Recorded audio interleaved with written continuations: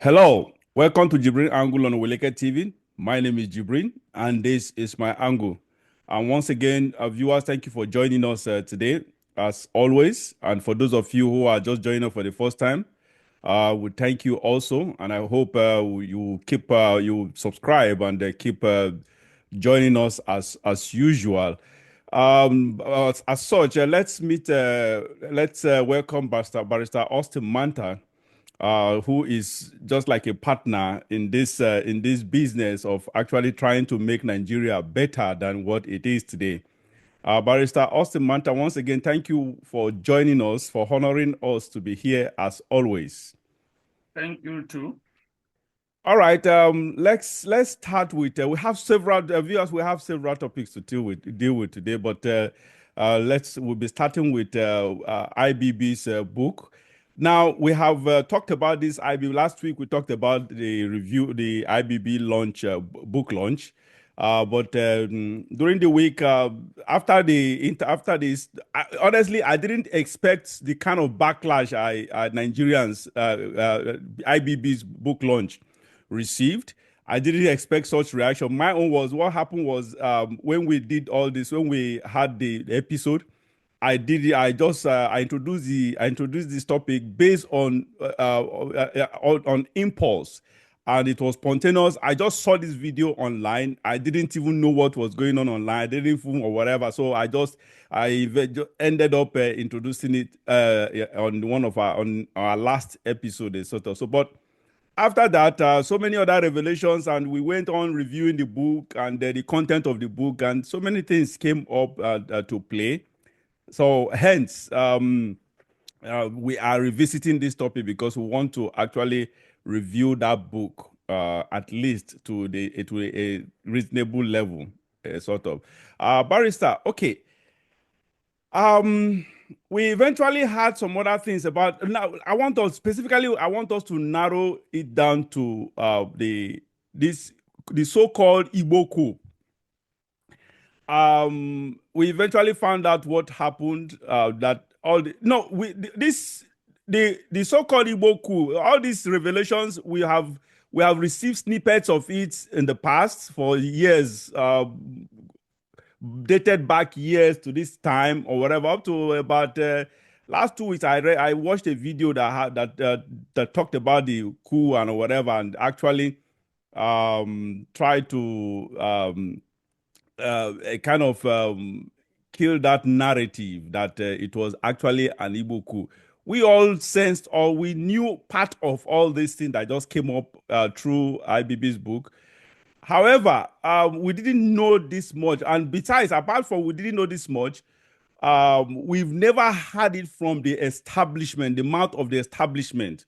The admission that the coup wasn't actually an Igbo coup. It was a national coup, not an Igbo coup.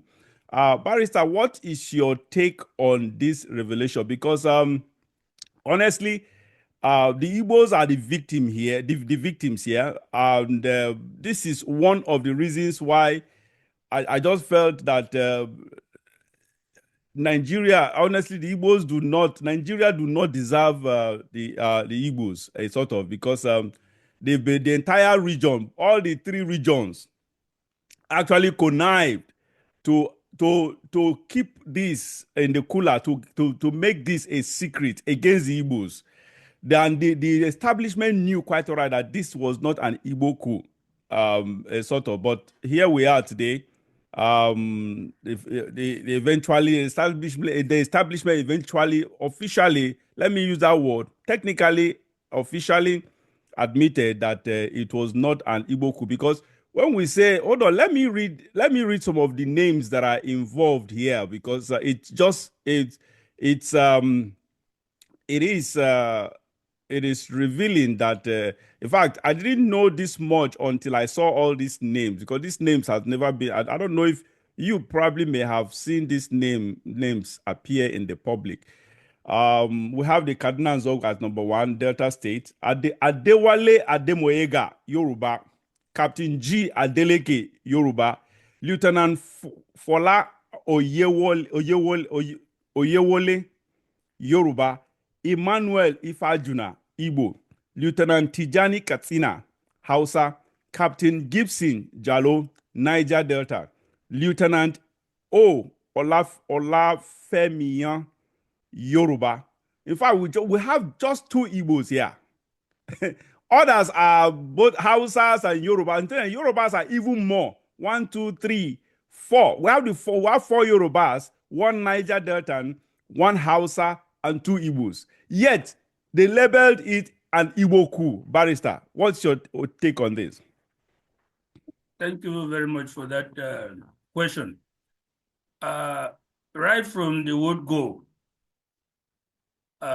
when I became an adult and reviewed the events of the First Republic that led to the coup, my opinion has always been that in its conception, it was never a tribal or ethnic coup. The actors were young, vibrant, young men full of ideas, revolutionary ideas. And don't forget, it was the time of the advent of coups in Africa, revolutionary issues, socialism, and others that had attraction. There had been a coup in Ghana before, and the Soviet Union was projecting into third world countries, into Africa, selling socialism as a better form of government. It was very attractive then to a lot of young people.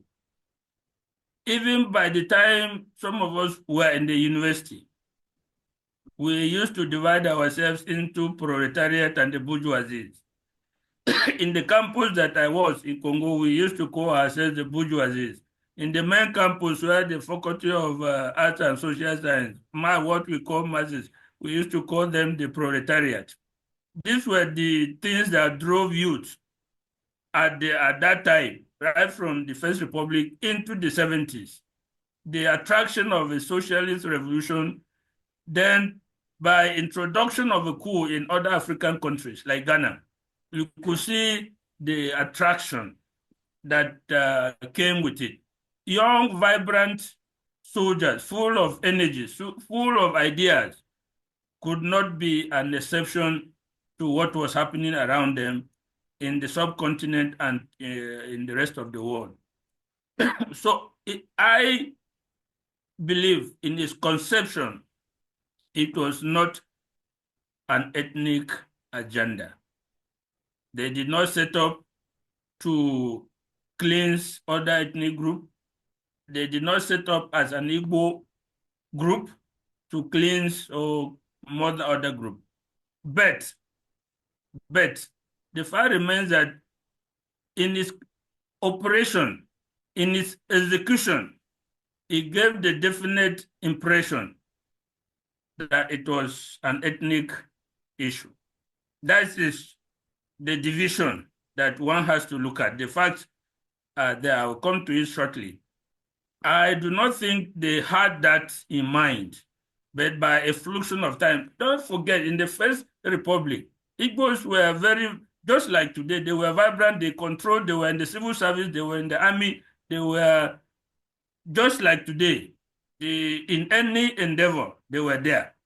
So it stood to reason that they would, by necessity, probably the majority of the people who planned and carried out the coup. But they, being very young and impressionable people, what they lacked was the sensitivity of the Nigerian project, the ethnic divisions that Nigeria had at that point in time. We are talking now based on hindsight. We are reflecting back then. I don't think these people thought of the ethnic divide in Nigeria at that time. Even though the regions were there, the East was there, the North was there, the Midwest and the Western region were there, but the level of indignation, the level of sensitivity that we have today of ethnic divisions in Nigeria were not that prominent, and I don't think they considered it. But when you come to the execution of the coup, I will give you an example that made or you can use to some extent justify people who thought it was an ethnic coup.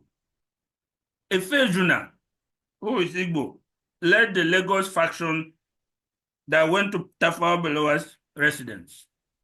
Njogu, who is Igbo, led the northern faction in Kaduna. Nwobosi led the faction that went to Ibadan and killed Akintola. Timothy Uwotogu led the faction that went to Ademologun's house and killed him and his pregnant wife. Then he also went to Sodende's house. Eze Digbo led the faction that went to Okotebo's house, his Igbo. Chris Anoforo led the faction that went to Kul Muhammad's house. Donatus Okafor led the faction that went to Memare's house. Lieutenant Uguchi was sent to the east to kill Opara, but he didn't. He did not spare Opara. To kill Okwara and Igbo man, he was a Eastern leader then. Governor. Governor, rather, yeah. The Uguchi, Lieutenant Uguchi, who is also Igbo, was sent to deal with him, but he didn't. And people felt he deliberately spared his life. Now, when you look at it, no other person who pulled the trigger in that coup was non-Igbo. Everybody that pulled the trigger to kill somebody in that coup was an Igbo man. So you cannot completely discount the feeling in other people then that, oh, it is an ethnic coup. But like I said, it was only in the operation that this ethnic issue came up and now discolored the entire coup issue. Otherwise, people were happy. The politicians then in the First Republic were behaving as they are behaving now, stealing the country, messing up, dividing everybody. And people were happy when the coup initially came up, just like every incident of coup has been received with jubilation. That time it was no exception. But by the time things started to settle down and this type of things began to come up, it was not difficult for people to give it the appellation that it was an ethnic coup. Yeah, okay. Now, even though we had the leaders who led the regions, the killing of the dignitaries at regional levels, we have people under them who the other soldiers or officers were actually a mixed bag of military men, sort of. So it obviously means because definitely there were a lot of other ethnic groups who were part of the organizers of the coup. Correct. Yeah, just like IBB has mentioned in correct. Yeah, just like I read, Yorubas and other even ethnic minorities were part of the coup.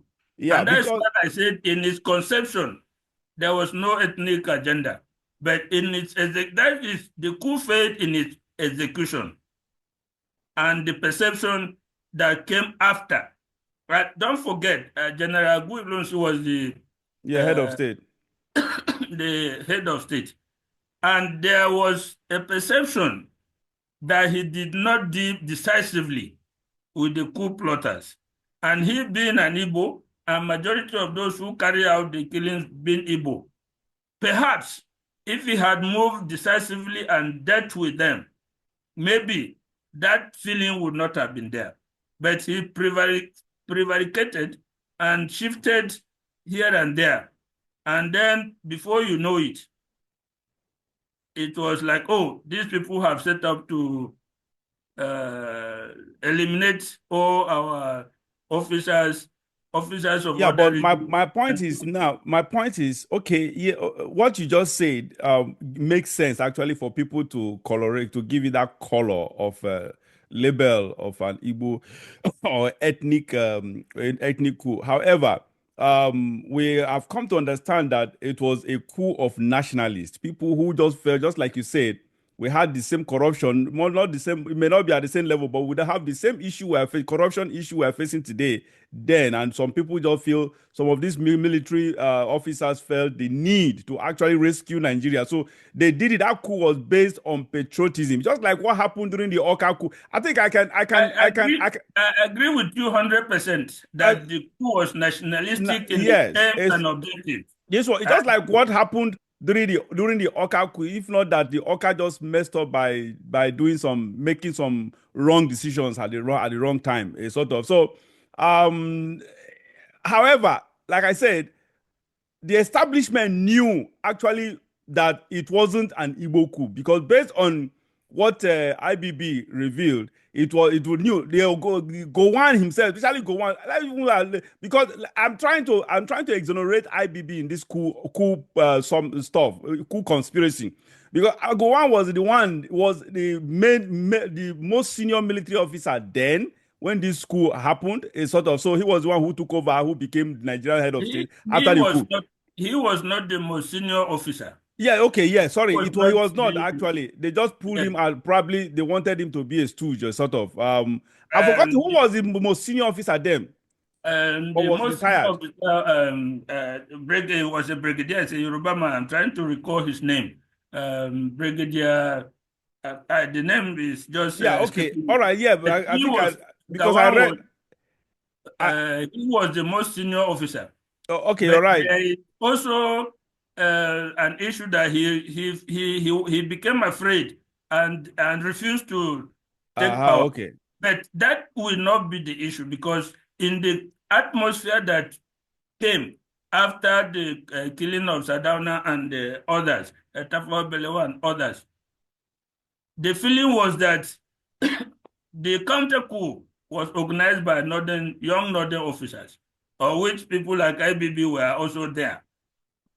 They felt that they have to bring in a northern officer to lead them. It was not so much the fear, I think Brigadier Ogundipe, I think that is his name. It was not so much the fear of him being not accepting to lead. It was the desire that a northern officer must rule, must take charge of the country, that made them to bring Gowon, who within the northern district was the most senior. Yeah. Okay. All right. So I don't think, because I don't know, the establishment knew the intention. They knew all this while the intentions of the coup plotters. Yet they just labeled it an Igbo and ethnic stuff. What do you think could be the reason? Obviously, I don't know, because do you think Gowon owes the Igbo? I'm surprised Gowon himself has not even come out to say anything all these years or whatever. He's about 90 something years. Sometimes I just wonder. I've asked this question before, and like, everybody asks this question all the time. Why does the wicked live long? They live long, and sometimes they even live sometimes they even live a happy long life, and sometimes it's a happy, long, and successful life. Just like in the case of Gowon right now, who actually perpetrated evil against certain part of the country, certain citizens of the country, certain region, or to be precise, the Igbos. Sort of. Do you think Gowon owes the Igbos apology? Not just we have other people involved, including the IBB, whatever, but Gowon actually was at the forefront of what happened then. There could have been healing. Instead of healing, what it actually amounted to, it was a civil war. A sort of, okay, I think it was after the civil war, it became, I think 1970, right? It became the head of state. So is it 19 or No, 1968? no, he became the head of state in 1967. 67. Okay, 67. Yes. Yeah, yeah, yeah. Okay. All right, so because he ruled for 9 years or thereabout. Yeah, okay. He left, relinquished 1977, handed to Obasanjo. Yeah, you're right. Um, okay, yeah, 67, 77. Is it 76 when Murtala 76? Murtala Yeah, 76. Sorry, handed to Murtala. Yeah, overthrew him. Murtala was, okay. All right. Thank you for that. The truth is, do you think Gowon owes the Igbos an apology? Well, my personal view is that in retrospect, when you look back into history and saw what was happening then, and sometimes they say perception is more effective than reality. If the perception comes that this is what is happening, it could be more potent than reality. Like I said, in the aftermath of the coup, the perception was that this was an ethnic Igbo coup. Rightly or wrongly, that perception was there. A few people, apparently, within the military establishment, knew, people like IBB possibly knew that no, this was not, strictly speaking, an Igbo coup. But the overwhelming majority of the voices then could not permit them to come out, and in the atmosphere that happened, could not permit them to come up and say that. Now, when you talk of Gowon, I think Gowon's issue is an unfortunate personal issue between him and Ojukwu. When the young Northern officers who did the coup chose Gowon to be the head of state, Ojukwu objected to it. Then, remember, Ojukwu was a military administrator of the Eastern region in the aftermath of the coup. And he objected to it, and his ground was that Gowon was not the most senior military officer. And by military tradition, Brigadier, I think, Ogundupe ought to be the head of state. So for that reason, he refused, he made a broadcast from Enugu that he will not accept the leadership of General Gowon. That started a kind of personal issue between Gowon and Ojukwu. And sometimes we forget to to relate personal issues into policy. Like if you want to talk about Trump and Zelensky, you can see that some personal issues come in, and they can come into policy if they are not handled at the personal level properly. When this issue happened, Gowon and Ojukwu could not, apparently they were not, Gowon on his part was less matured, less educated. Ojukwu had been a degree holder, he had a degree in history, went and joined the army. He was well off, he came from an affluent family.